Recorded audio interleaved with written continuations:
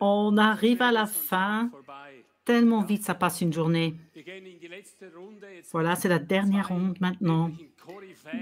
Maintenant, il y a encore deux coryphées de la branche de l'informatique. Bon, le conférencier principal maintenant, lui, il était emprisonné pendant des mois. Mais maintenant qu'il est sorti, il montre à nouveau comment il est et il nous démontre son courage civil. Il sera interviewé par notre quatrième fils, Elias. Elias, il est aussi une coryphée dans le domaine de l'IT. Il gère des centaines de techniciens de CLA TV, de AZK et les spécialistes du domaine IT. Elias, il est responsable pour l'infrastructure technique et lui-même, il va aussi parler en tant que conférencier avec une propre création à lui, comment, pour nous montrer ce qu'eux, ils ont installé. Bon, maintenant, regardons cet homme qu'on devrait saluer comme un héros de notre époque. Soyez la bienvenue à notre 20e AZK, Michael Ballweg.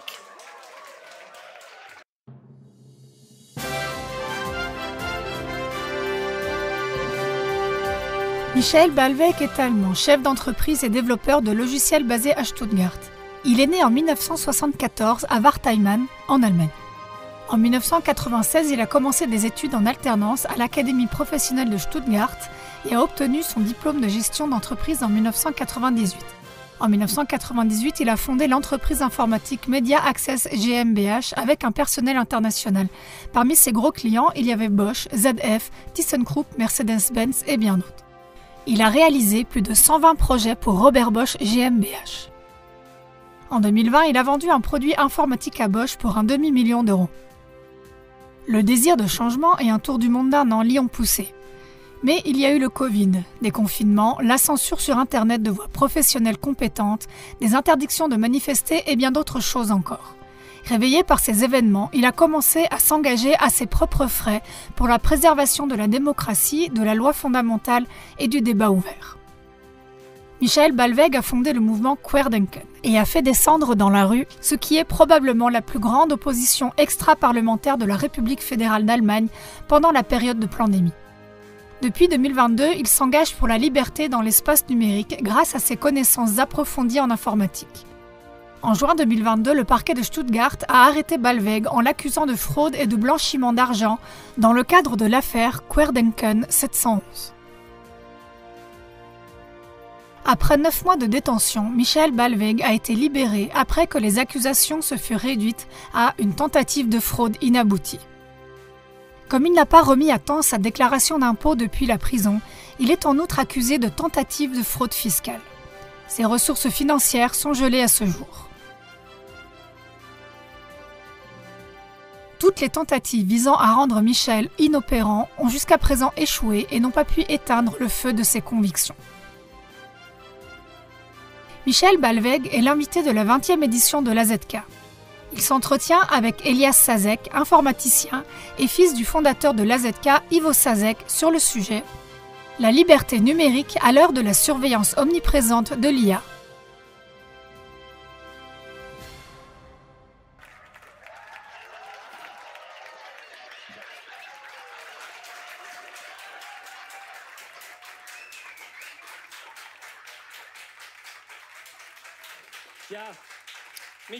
Michael, c'est un grand honneur de t'avoir parmi nous. Focus Online et les médias dominants t'ont qualifié de leader le plus dangereux du mouvement Querdenken. Je pense que c'est correct. Je crois que c'est à juste titre. Nous avons fait des choses aussi dangereuses que méditer, prendre position sur la paix et la liberté. Nous avons beaucoup dansé lors des manifestations. Nous avons montré que nous ne voulons tout simplement pas participer et de ce fait, nous sommes naturellement très dangereux pour le système existant sur le plan spirituel. Une question qui nous intéresse tous maintenant. Qu'est-ce qui s'est passé après la détention? Qu'est-il advenu de l'accusation? Est-ce que tout est terminé ou y a-t-il encore des négociations, des dates de procès? Où en es-tu? Oui, en effet, je fais désormais ce que je voulais en réalité faire en 2020. Je fais maintenant un tour de monde un peu d'une autre manière. Je suis ici avec vous aujourd'hui, je suis très heureux. Je trouve que c'est une très belle région. Donc, merci beaucoup pour l'invitation. Donc, quelle est la suite de la procédure? Tout d'abord, le tribunal de grande instance de Stuttgart a décidé que l'accusation n'était pas recevable du tout. Ensuite, le tribunal régional supérieur a décidé que le procès devait avoir lieu. Donc, ils ont prévu 60 jours d'audience à partir du 1er octobre. Il est peut-être intéressant de regarder d'autres procès pour voir combien de jours sont prévus pour de tels crimes beaucoup plus graves. Et il faut voir que nous, on en a beaucoup, beaucoup plus. Cela signifie qu'on veut manifestement nous occuper, moi et mon avocat Ralph Ludwig, et me ruiner financièrement parce qu'un tel procès coûte évidemment beaucoup d'argent. Les fonds ont été bloqués, mais malgré cela, j'organise cette année une grande manifestation à Berlin et je montre que nous ne nous laissons pas décourager, mais que nous poursuivons constamment notre chemin pacifique mais déterminé. Tu viens de dire que tu as organisé des manifestations incroyables de 2020 à 2022. Voilà, nous nous souvenons tous du 1er août 2020. La police vous avait dit qu'il y avait plus de 800 000 participants à cette manif. C'est ce que tu as formulé dans ton livre aussi, Rectification. Les médias dominants ont ensuite déclaré dans le journal télévisé qu'il n'y en avait que 20 000. Dis-nous donc ce qui nous attend. OK. Très concrètement, le samedi 3 août prochain, nous aurons un grand cortège de manifestations qui partira à midi. Il est très important pour moi que notre mouvement Querdenken ait toujours été un mouvement décentralisé. Et si le 1er août 2020 a été si grand, c'est parce que la scène principale a été occupée et que de très nombreux participants avaient apporté leur matériel de manifestation. Et en fait, la manifestation dans les rues a réellement commencé le 17 juin. Et c'est exactement ce sur quoi nous misons maintenant. Le mouvement s'est décentralisé et maintenant nous nous rassemblons à nouveau. Mais j'espère bien sûr que de nombreux mouvements viendront avec leur propre programme.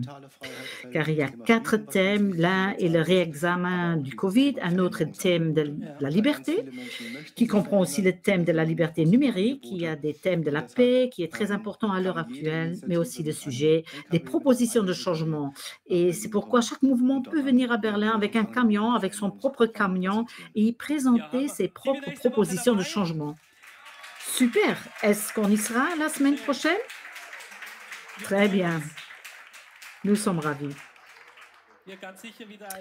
Ce sera à coup sûr un autre grand événement.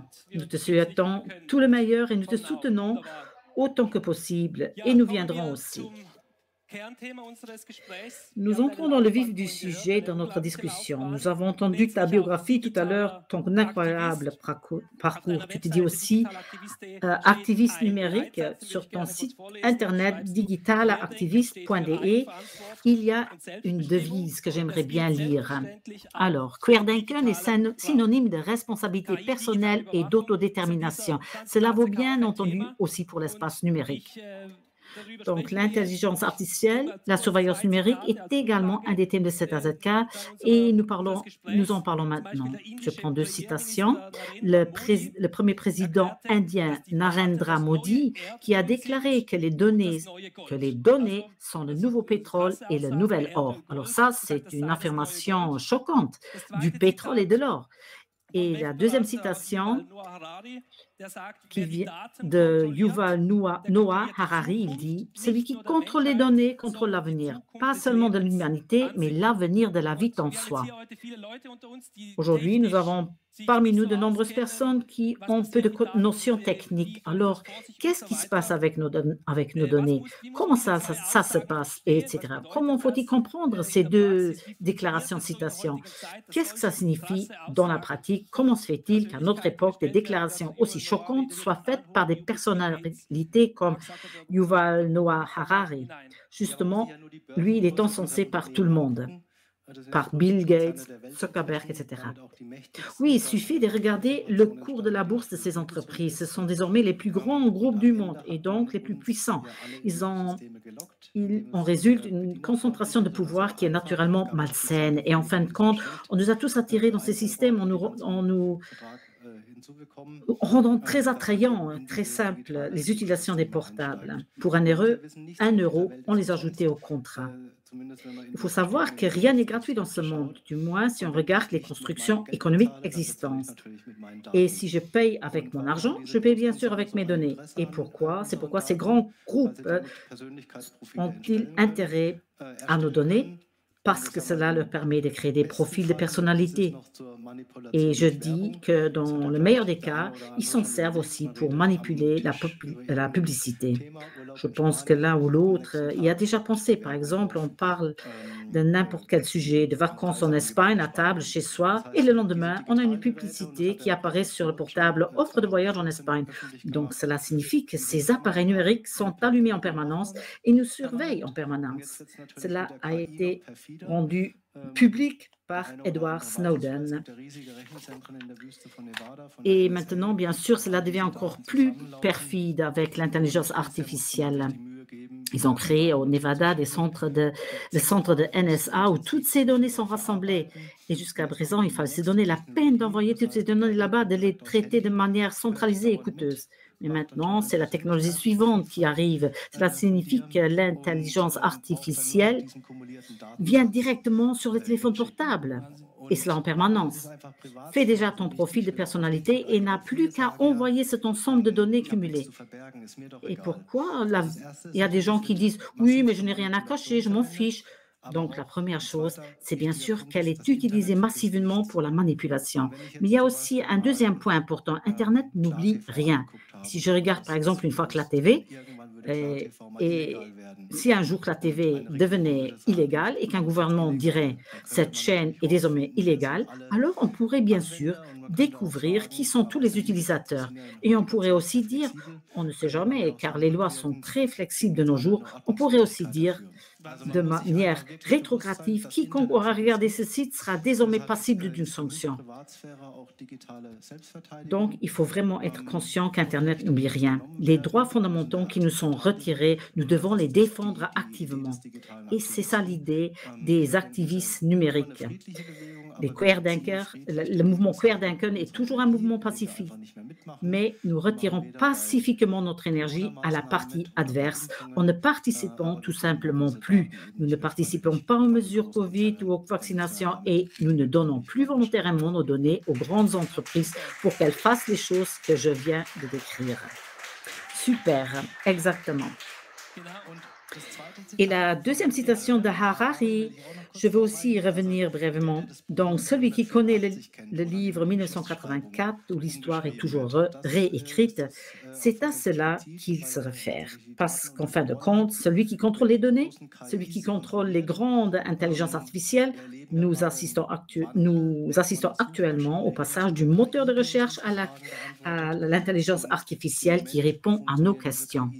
Et pour le moment, ces intelligences artificielles fonctionnent encore de manière relativement neutre, mais elles peuvent bien sûr être modifiées en appuyant sur un bouton et raconter alors une toute autre histoire. On peut alors imaginer qu'à l'école, les enfants reçoivent des cours avec ces outils et qu'on leur raconte une toute nouvelle histoire. Les livres n'existent plus ou bien ce n'est tout simplement plus à la mode de lire des livres. Et ainsi, celui qui a accès aux données et qui les contrôle détermine donc également l'histoire et détermine en fait ce qu'est une vérité. Oui, très bien expliqué, merci beaucoup. Mais maintenant, dans notre société, si tu n'as pas de téléphone portable, tu es véritablement exclu. Donc, tu dois savoir que j'utilise un smartphone de manière très conséquente, par exemple seulement avec un câble Internet et seulement les applications qui ne peuvent pas être utilisées autrement. Mais aujourd'hui, si on ne peut pas être complètement déconnecté dans la communication, cela va aujourd'hui jusqu'aux impôts, on est tout simplement exclu. Et c'est là que je voudrais parler d'un projet que tu fais avancer et qui m'enthousiasme beaucoup. Tu appelles cela le téléphone portable de la liberté. et tu as développé des solutions pratiques. Je trouve ça génial, ta façon de faire des choses pratiques. Tu ne dis pas, il faut faire, mais toi, tu dis, personne ne l'a fait, je le fais. Applaudissons, applaudissons-le pour cela. Oui, raconte-nous, qu'est-ce que c'est que ce téléphone portable à liberté? Comment tu as eu cette idée? Comment ça fonctionne? Je voudrais d'abord dire une phrase sur le thème de l'utilisation ou non d'un smartphone. Nous sommes une société moderne. Nous ne voulons pas revenir à l'âge de pierre. Et je suis justement un entrepreneur en informatique. Je suis donc familier avec cela. Je veux disposer d'outils de travail modernes qui me permettent de travailler de manière productive. Mais ce que je ne veux pas, c'est ceci. Je ne veux pas que l'autre partie aspire sans cesse mes données. En 2021, de nombreuses images de manifestations qui étaient sur mon portable, ils ont été occultées sur mon téléphone portable aussi, ainsi que des vidéos. Et sous le slogan « Pour votre sécurité, nous scannons votre appareil », ils ont soudainement occulté des données. Et là, j'ai compris jusqu'où allait déjà maintenant cette censure numérique. Et puis, j'ai cherché sur Internet, il existe des logiciels open source, c'est-à-dire des logiciels gratuits qui sont librement disponibles sur Internet. Open source, ça s'appelle, signifie qu'on peut aussi consulter le code source. Il est développé par des personnes qui aiment faire des propositions, contrairement aux grands groupes. Et c'est là que je suis tombée sur Lineage OS. C'est un système d'exploitation libre pour téléphone portable qui prend en charge environ 250 téléphones portables. Et je me suis dit, je vais essayer ça. J'avais bien sûr aussi le système Apple et ce n'était pas facile d'en sortir. C'est pourquoi je l'ai fait en parallèle. J'avais donc encore mon ancien iPhone et j'ai construit en parallèle ce nouveau téléphone portable de manière à ce qu'à un moment donné, je n'avais plus besoin que du nouveau téléphone. Et c'est ce qui est important quand on fait de tels changements, c'est de ne pas faire de coupures brutales et peut-être de subir des inconvénients et dire je ne peux plus travailler. Et puis, quand on m'a retiré tous mes appareils et quand je suis sortie de la prison, c'est bien sûr avec le nouveau téléphone que j'ai continué, car je suis un pionnier, qu'il s'agisse de communication numérique ou d'argent. Je n'ai plus de compte en banque. Ça veut dire que là aussi, je m'occupe beaucoup à trouver des solutions. Comment peut-on vivre de cette façon? Ce qui est important, c'est que toutes les vidéos sont disponibles gratuitement sur le web des activistes numériques. Nous avons toujours fait en sorte de tout offrir. Il y en a en plus des offres d'ateliers pour ceux qui n'osent pas le faire eux-mêmes. Mais en fait, l'idée est que des groupes locaux se forment et s'organisent eux-mêmes. Il y a toujours des gens qui ont un peu plus de connaissances techniques, d'autres ont d'autres talents. Et si on s'entraide, ça se multiplie très vite. Je fais aussi comme chez Querdenken. Chez Querdenken, nous avons fait des groupes décentralisés. Il y a déjà des activistes numériques à Munich et à Berlin. Ainsi, cela se multiplie bien plus vite. Au lieu que je fasse peut-être 20 formations avec 20 participants en un an, nous aurons atteint 400 personnes. Et c'est tout simplement trop peu. Donc, si j'ai bien compris, le travail... Voilà, oui, applaudissez-le.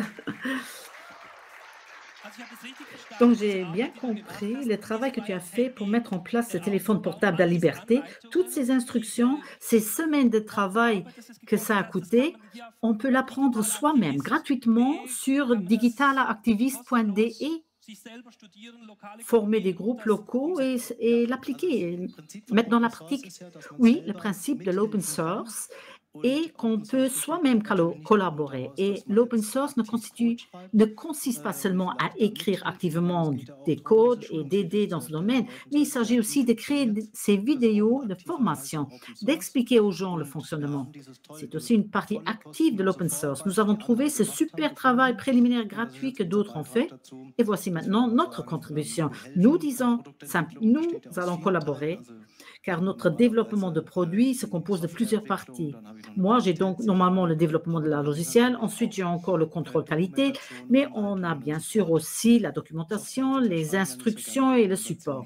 Les développeurs de logiciels n'aiment pas trop écrire de la documentation. C'est pourquoi nous avons dit, nous prenons cette partie et la rendons très accessible pour tout le monde.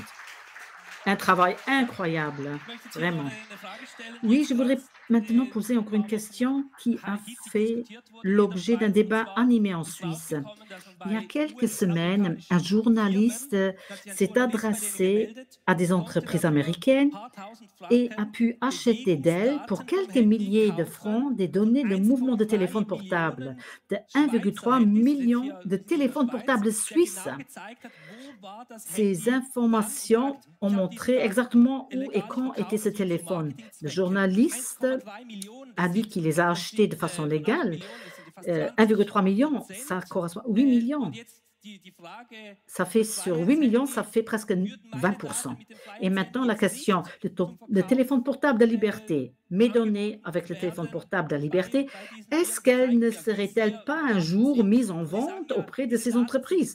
Cela montre à quel point nous sommes surveillés. Et ils disent que ces données sont anonymes, mais tu ne peux pas me dire que si tu peux voir les données de localisation et que la localisation est au même point de minuit à 5 heures du matin, alors tu sais où il habite. Tu peux savoir qui est cette personne. Il suffit juste de comparer. C'est la même chose avec le portable de liberté? Absolument, parce qu'il s'agit, par exemple, non, beaucoup de gens ne lisent plus les conditions d'utilisation. Donc, si j'utilise Google Maps ou pour la navigation, le produit fonctionne si bien parce que de nombreuses personnes leur envoient en permanence leurs données et Google les exploite naturellement et fait un produit formidable dans ce sens où je vois immédiatement les données en direct. Je peux aussi partager ma position et celle des autres. Et comme je l'ai dit tout à l'heure, le produit est gratuit. Nous sommes donc le produit et c'est pourquoi ces entreprises peuvent vendre ces données. C'est tellement avancé maintenant que Facebook a dit, je crois, si tu charges une image, les droits d'image nous appartiennent. Beaucoup ne le savent pas non plus. Cela s'est également produit avec de nombreuses intelligences artificielles. Il y a eu aux États-Unis une actrice qui s'est défendue d'avoir été créée artificiellement par une intelligence artificielle et elle a perdu parce qu'elle n'avait pas respecté les conditions d'utilisation. Cela signifie qu'elle vit désormais comme un avatar virtuel, pour ainsi dire. Les multinationales peuvent utiliser ces dons sans licence et c'est précisément ce que nous faisons en utilisant simplement cette solution open source qui est économe en données et qui n'envoie pas de données à de grandes entreprises. Le Wi-Fi est également utilisé pour la localisation et la cartographie et je peux tout désactiver, toutes ces choses, mais je dois bien sûr toujours le faire consciemment. Ce midi, nous avons regardé sur mon téléphone portable et la localisation était encore activée. Je dois admettre qu'il faut s'y habituer et penser à désactiver et réactiver. Très bien. Avant de passer à autre chose, brièvement 2 ou 3 questions. Actuellement, quel système d'exploitation recommanderais-tu sur l'ordinateur? Je prendrais Linux parce que c'est aussi open source. On ne peut plus faire confiance aux grandes entreprises. Il y a 2 alternatives, Apple et Microsoft. Microsoft vient d'annoncer avec Recall qu'il photographie l'écran, je crois 60 fois par heure ou même par minute. Et c'est là pour notre sécurité, bien sûr, pour que si nous ne nous souvenons plus de ce que nous avons fait sur l'ordinateur, ils puissent nous le dire, le montrer. Bien sûr, ils utilisent cela pour leur intelligence artificielle. Et Apple était autrefois une entreprise très soucieuse de la vie privée, mais ce n'est plus le cas maintenant, depuis que Steve Jobs a quitté le monde physique. Là, il y a beaucoup de choses qui ont changé chez eux. Et quel browser, quel navigateur? Personnellement, j'utilise le navigateur Brave. C'est un navigateur qui a beaucoup d'économie de données et de sécurité des données. Il bloque beaucoup les publicités. Il me permet de me concentrer sur l'énergie, sur ce qui est vraiment à l'écran. Quel moteur de recherche? Eh bien, j'en utilise 2 en ce moment. Celui de Brave, ils ont leur propre Equant. Et il y a bien sûr toute une liste de moteurs de recherche alternatifs qu'on peut paramétrer. Bien sûr, je n'utiliserai plus Bing de Microsoft ou Google. On peut aussi les régler, mais aucun peut décider pour lui-même. Mais chacun peut décider pour lui-même. Super, ça nous donne une bonne direction. Merci beaucoup.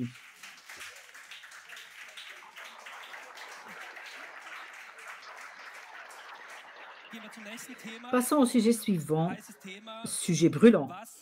Qu'est-ce qu'on a fait de notre Internet?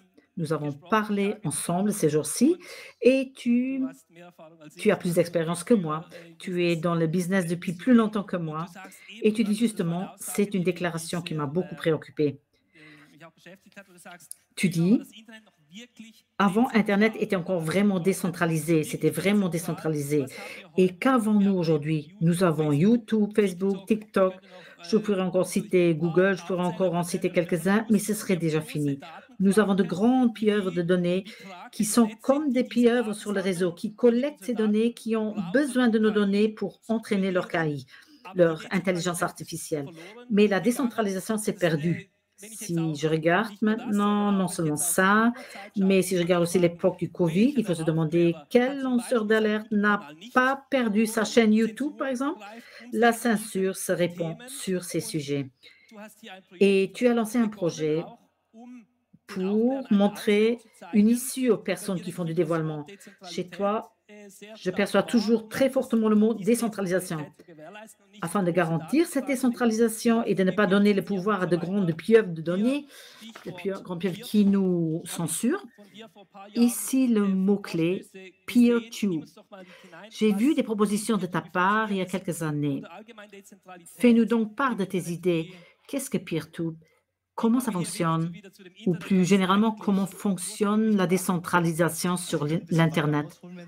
Eh bien, j'irai un peu plus loin si tu le veux bien.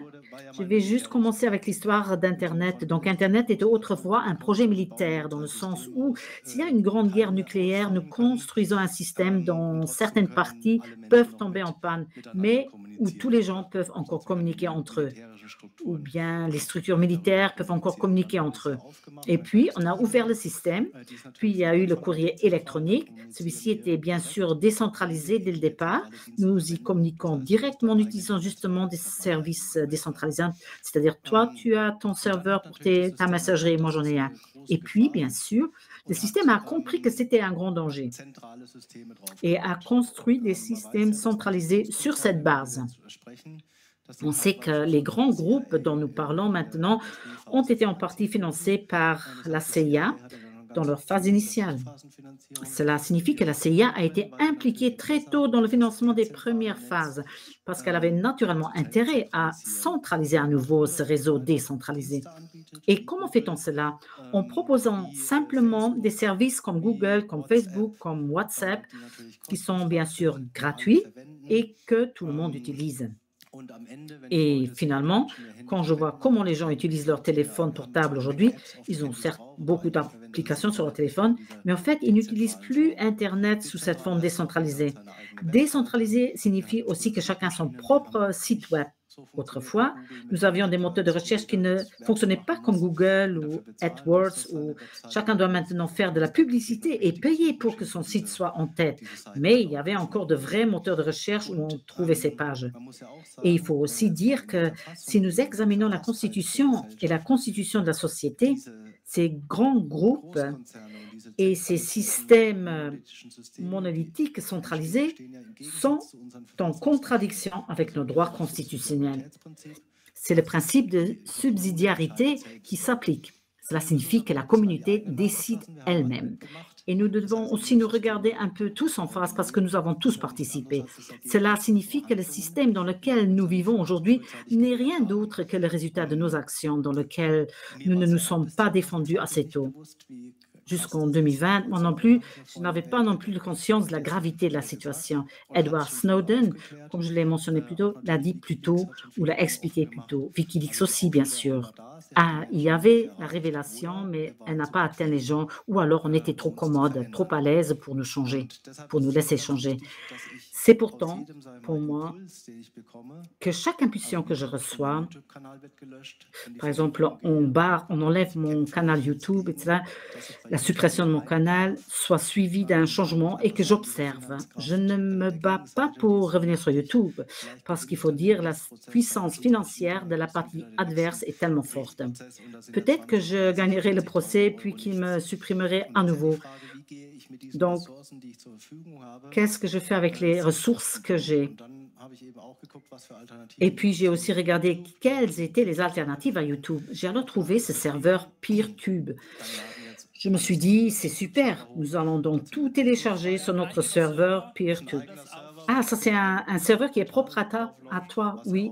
C'est un serveur personnel sur lequel tourne un portail vidéo. C'est là que je me suis inspirée d'Apollut, ou plutôt de KenFM, qui a connu le même sort. Kaiwan est aussi très visionnaire, dans le sens, il voit aussi les choses qui arrivent. Nous avons fait l'expérience que les grands consortiums ne nous apprécient pas. C'est pourquoi ces serveurs de PeerTube est important. Nous sommes actuellement dans une phase de transition. Cela ne veut pas dire que c'est fini, juste parce que nous avons eu une période de détente. Vous avez aussi vos propres serveurs PeerTube. Et je dois aussi critiquer un peu le mouvement. Le nombre de visites chez nous était parfois de 50, 60 000. Et maintenant que la situation s'est détendue, tout retourne sur YouTube. Il y en a beaucoup qui tentent encore leur chance sur YouTube et qui se disent « Ah, si je refais une chaîne maintenant, j'aurai de la portée. » On ne l'aura pas parce que je pense, vous avez vous-même 120 000 abonnés et que l'intelligence artificielle et l'algorithme vous font descendre facilement. Autrement dit, pour moi, c'est tout simplement de l'énergie gaspillée et c'est pourquoi ce projet PeerTube est si important pour moi, car l'injustice ne peut avoir lieu que dans l'obscurité. Et si nous mettons un coup de projecteur dessus, sur la vérité, il est très important que nous documentions cette époque. Si nous n'avions pas un tel serveur PeerTube, toute la documentation de toutes les manifestations aurait effectivement disparu et on en reviendrait à 1984. Les médias de masse, parce que nous ne pourrons plus prouver ce qui s'est passé. Donc, je répète encore une fois, la vision serait en fait que les différents mouvements de dévoilement, chaque lanceur d'alerte ou chaque média de dévoilement se disent « Je mets en place mon propre serveur PeerTube décentralisé et nous nous mettons en réseau et nous formons ensemble un nouveau YouTube qui fonctionnera de manière décentralisée, contrairement à la pieuvre de YouTube. Mais cela n'a pas encore eu lieu. Tu as mentionné le mot-clé « commodité ». Je voudrais revenir brièvement sur ce point. Je le perçois également comme ça. C'est pénible parce que YouTube, Telegram, toutes ces messageries, on a tout sous les yeux. On peut faire défiler comme ci, comme ça et cliquer partout sur les sites. Cela demande peu d'efforts. Est-ce qu'un Internet décentralisé demande plus d'efforts? Demande pas plus d'efforts, c'est pas habituel maintenant. Et puis, il y a tous ces mécanismes. Il y avait justement cette belle image qui montrait comment un organisme est interconnecté. Ça, c'est le vrai Internet concrètement. Parce que je peux enlever une page et toutes les autres sont quand même encore là. Il faut simplement se demander comment voulons-nous vivre. Et si je dis que je veux vivre de manière autodéterminée dans une communauté, dans le domaine hors ligne, alors je le veux aussi dans le domaine en ligne. Et en fait, chaque groupe, chaque commune devrait avoir ses propres systèmes décentralisés. Cela va même plus loin. Il ne s'agit pas seulement du serveur PeerTube. Il faut aussi se demander où je stocke mes données. Sont-ils dans le cloud chez Google, Microsoft, Apple? Ou est-ce que je les ai à nouveau localement chez moi? Donc, tout ce sujet de la souveraineté des données est un sujet très important et c'est tout simplement un changement d'habitude. Je t'ai montré avant-hier nos systèmes, comment nous travaillons de manière décentralisée et comment nous soutenons les initiatives de le faire aussi. Et c'est comme si tu changeais de voiture. Certaines personnes conduisent toute leur vie la même marque de voiture parce qu'ils ne peuvent pas s'imaginer ce changement. Je passe de la marque A à la marque B. On ne veut pas se l'imposer. Il y a un joli dicton qui dit « La vie se passe là où tu n'es pas encore allé, tout le reste, c'est que de la répétition. » Et c'est pourquoi chacun doit se demander combien de temps il veut rester dans la répétition ou si nous voulons essayer quelque chose de nouveau. Et je pense que c'est à nous, aux médias ou aux médias libres, de veiller à ce que les systèmes soient plus visibles et plus faciles à utiliser. Mais ça n'est bien sûr possible que s'ils sont utilisés, car il n'y a rien de plus frustrant pour un fournisseur de services que de se dire « je propose un portail génial » et au final, il n'est pas utilisé. C'est aussi une question de ressources. Et l'autre sujet qui, pour moi, en fait, vraiment euh, est celui de la vérité. Cela signifie conserver ces choses en toute sécurité, de manière à ce qu'elles ne puissent plus être supprimées, qu'elles ne puissent plus être censurées, parce que nous vivons dans une période, disons, de grands bouleversements. Et si nous ne conservons pas la vérité pour qu'elle puisse être utilisée à un moment donné dans une phase d'élaboration,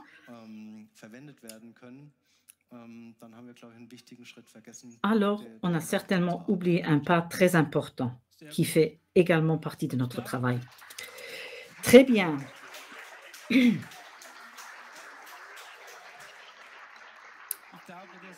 Je pense que ce sont des points très importants qui ont été abordés ici et j'ai dit que je pense que nous devrions vraiment, comme au début, l'Internet, que chacun établisse ses propres listes de liens, sache où trouver qui, passe en revue ces listes de liens et qui sait, peut-être que quelque chose se présentera quand même, qu'on pourra mettre un moteur de recherche dessus. Mais nous avons aussi parlé d'un moteur de recherche, par exemple, via des instances pair à pair. Il y a là encore de nombreux problèmes qui se posent. Qui peut entrer dans le moteur de recherche, qui ne le peut pas? Que fait-on si quelqu'un télécharge vraiment du matériel pornographique non autorisé? On se pose des milliers de questions. Nous n'en sommes pas encore là, mais nous voyons la décentralisation, créer des listes de liens, y aller, renforcer la décentralisation et prendre ce chemin. Et cela portera ses fruits. Je voudrais encore aborder un autre sujet, Telegram, brièvement. Est-ce que tu as une solution là aussi? Avant, on disait Telegram, non, ça n'est pas censuré. Aujourd'hui, nous en sommes déjà au point où ils subissent une telle pression que la version App Store est déjà censurée. Il faut à nouveau contourner des choses. Y a-t-il aussi une décentralisation dans la communication où tu vois une prochaine étape? Oui, absolument. Ce que nous avons vu qui est arrivé sur YouTube ou ce que nous avons vu dans les grands groupes se transmettent à d'autres grands groupes. Telegram aussi est un grand groupe. Il y a, je crois, 900 millions d'utilisateurs actuellement avec une forte croissance. Et bien sûr, ces systèmes sont activement attaqués par les gouvernements et l'Union européenne. Et pour moi, c'est à nouveau la même chose. Je ne fais plus confiance à un système central parce qu'ils peuvent être attaqués. Je trouve que Telegram est une chose merveilleuse. Cela nous a été offert. Essayons d'imaginer toute la période Covid sans Telegram.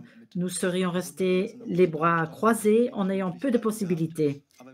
Mais nous devons aussi considérer cela comme un outil de transition. Et il y a un truc génial qui s'appelle Matrix. Matrix est absolument décentralisé, également avec son propre serveur. Je vais aussi dire quelque chose sur ses coûts. Un serveur, personnellement, ça aujourd'hui a l'air cher, mais ce n'est l'est plus. On peut s'en sortir avec 5 € par mois. Il faut en avoir deux, un serveur qui se charge pratiquement de la communication et un autre qui se charge de la sauvegarde. Et ensuite, des groupes décentralisés peuvent à nouveau se réunir en toute sécurité avec un haut niveau de cryptage. Il faut dire que Telegram n'est pas crypté. Beaucoup ne savent pas, mais tout ce qui se passe sur Telegram, à moins d'activer la fonction de cryptonnage qu'il possède, se passe d'abord en non scripté. Et c'est pourquoi je pense que c'est aussi très intéressant pour les services. Il y a aussi Signal comme alternative et Trema. Mais ce sont tous deux des systèmes centraux. S'ils deviennent pertinents, seront certainement contraints de divulguer leurs données sous la pression des services et des gouvernements. Il y a aussi dans l'Union européenne ce contrôle du chat pour le vote qui n'a pas été adopté pour le moment, mais nous savons, comme l'a dit Jean-Claude Juncker, qu'on essaie quelque chose et qu'on attend de voir l'ampleur du tollé. Et ensuite, on essaie à nouveau et on continue. Et c'est pourquoi ce thème de Matrix, le logiciel sur l'ordinateur s'appelle Élément. C'est un peu, il faut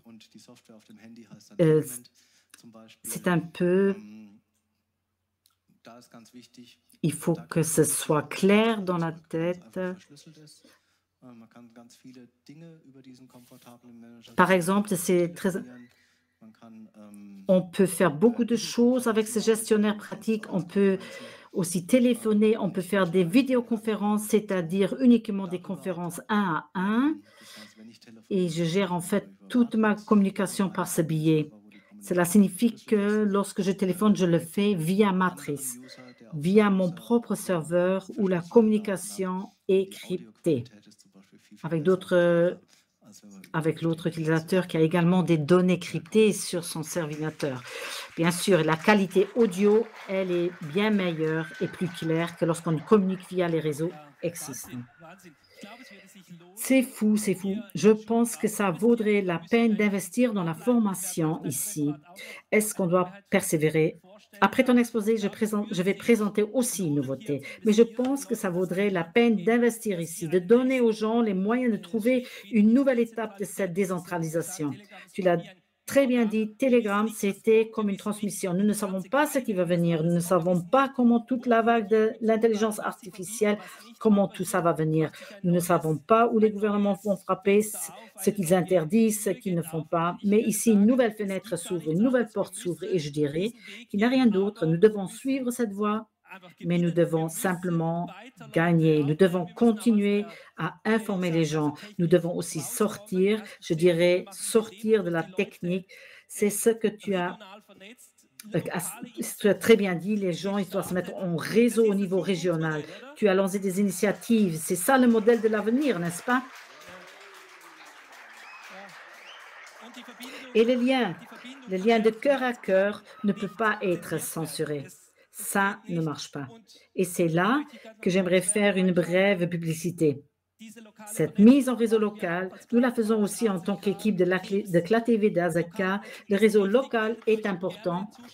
N'hésitez pas à vous contacter, vous les téléspectateurs, à l'adresse www.clatv/Fernetsum si vous souhaitez être mis en réseau par un responsable de réseau régional dans votre région. La ZK d'aujourd'hui est bien sûr un exemple parfait. Partout, des groupes locaux se sont réunis pour participer à cette journée. Continuons à construire. Et à toi, un immense merci pour ton travail, pour ton altruisme, pour ton dévouement. C'est incroyable. Merci, Michael.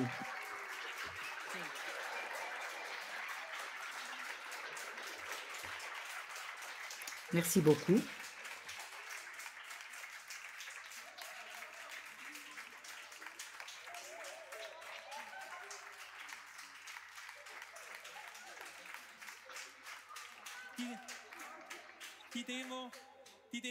La manif est toute proche. Nous devons te laisser partir, le cœur lourd. Tous nos vœux pour toi, beaucoup de force, beaucoup de réussite. Nous sommes de la partie. Ceux qui ne peuvent pas y être le sont en pensée et nous trouverons ensemble en tant que mouvement de dévoilement le prochain pas. À bientôt. Merci.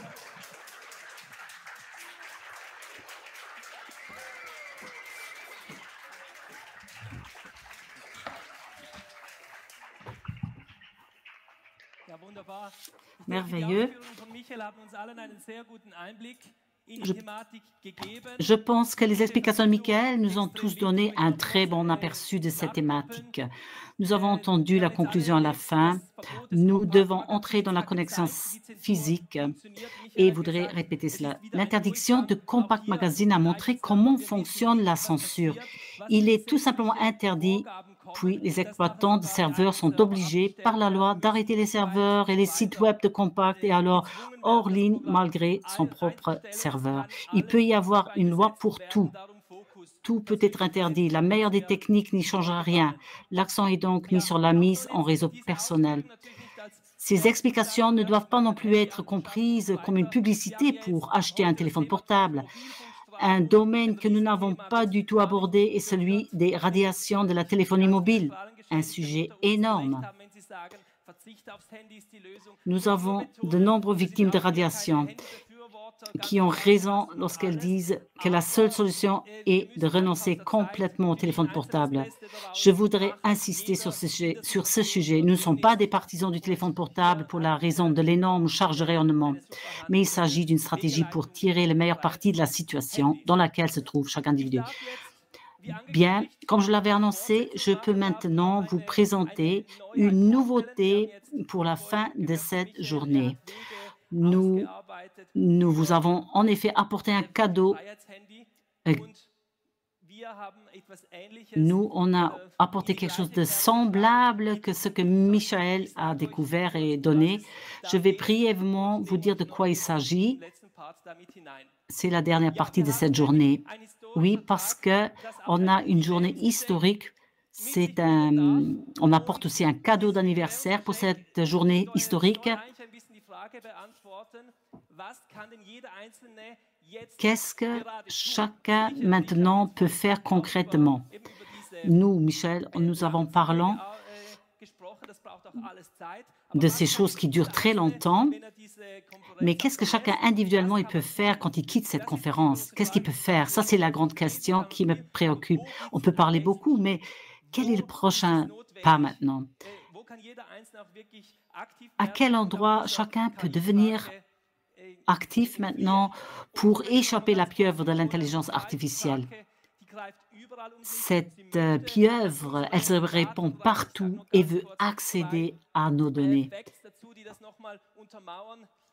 Voici juste 3 faits qui nous montrent qu'il faut agir. Microsoft a révisé son contrat de service fin 2023 et s'octroie les pleins droits sur tes données. Je ne peux pas aller trop dans les détails, il y a des avocats qui étudient ces textes. Là, je ne vais pas aller plus en profondeur. Mais Microsoft, il a le droit pour apprendre tes données. Le lanceur d'alerte Edward Snowden a écrit à propos des derniers outils de surveillance d'Apple. Il dit: « Apple vient de déclarer la guerre à votre vie privée. » Michael vient de l'expliquer. Voilà des vidéos qui sont occultées, etc. Meta veut utiliser tes données personnelles pour l'entraînement de leur intelligence artificielle. Et maintenant, la question, elle se pose, qu'est-ce que chacun peut faire directement maintenant pour minimiser les risques de surveillance de ses propres données? Donc, c'est comme un principe dans la vie. C'est ce que mon père nous a appris depuis tout petit. Il nous a toujours enseigné les grosses pierres, il faut d'abord les enlever et puis après, on peut voir les prochains pas. Et je me suis dit: «Mais c'est quoi? Quelle est cette grande pierre maintenant qui nous concerne tous et où nous pouvons dire: "Ce pas-là, on peut déjà le faire"» pour agir contre cette intelligence artificielle. Donc cette grande pierre, pour moi, c'est clair, nous devons nous séparer le plus rapidement possible de tous ces clouds, de Microsoft, d'Apple et configurer tous les paramètres de manière... Voilà, il faut couper cela, il faut couper avec eux. Ça, c'est le premier pas.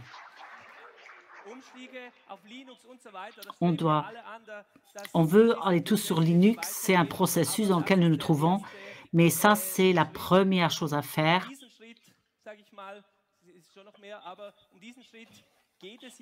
Il s'agit de ce pas-là dont je veux vous parler maintenant avec notre cadeau d'anniversaire. Donc, je vais vous dire les conséquences ça a quand ton ordinateur est relié à ces clouds.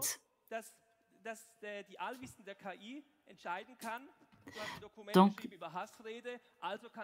la KI, c'est-à-dire l'intelligence artificielle, décidera quand tu peux te brancher ou non, parce que si l'ordinateur est branché à cette cloud et toi, tu veux rentrer, alors eux, ils vont te faire un message: «Non, cette vidéo n'est plus, tu ne peux pas te connecter, cette vidéo n'est pas disponible», c'est une censure. La nouvelle action AZK que nous voulons vous proposer, elle va exactement concerner ce point. Les grandes pierres, on veut d'abord les déblayer et on veut vous aider à les enlever, on veut vous montrer comment ça fonctionne.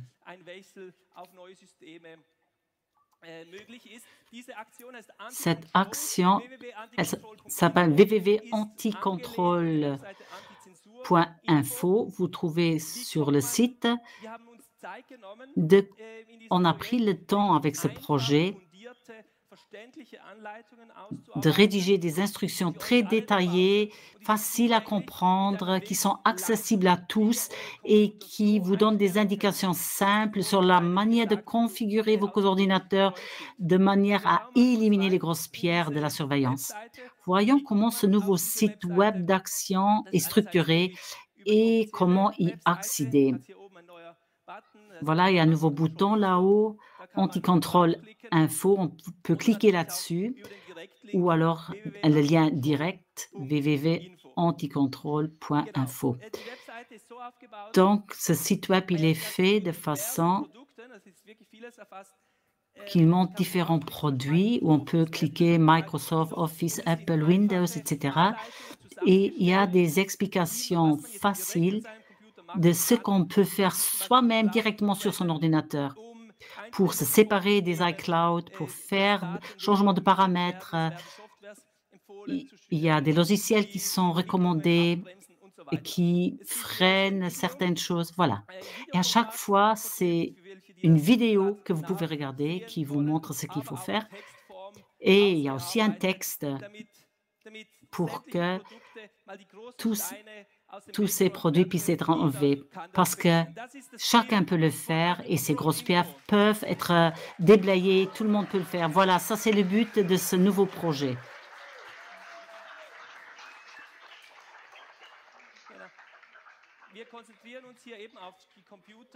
On se concentre sur les ordinateurs, sur la technique de Windows, de Apple, Linux, etc., sur ces browsers.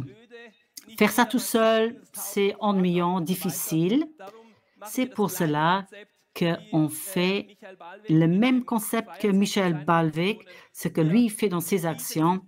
Nous, on propose des journées ou des workshops pour faire le contrôle sur son ordinateur, anti-contrôle sur son ordinateur. Et donc, la prochaine date, samedi, le 10 août, dans ta région, on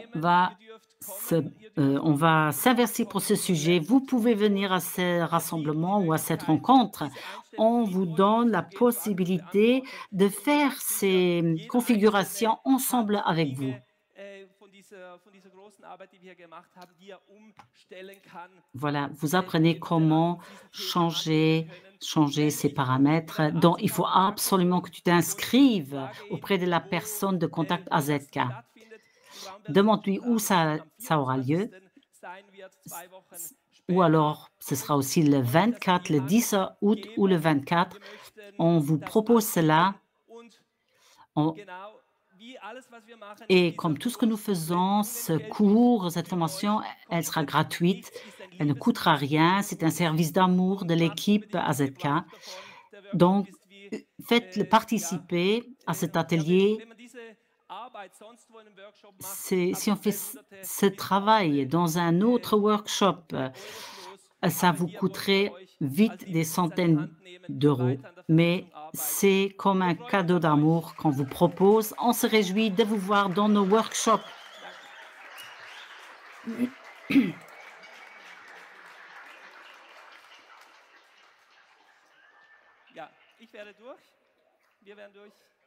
On a terminé. Wow, ça c'était très intéressant. Merci Michel Balvec que tu étais avec nous. Merci Elias pour tes compléments. C'était vraiment intéressant, important. Et maintenant, on va atterrir. Ruth, tu annonces encore la dernière partie. Merci, merci.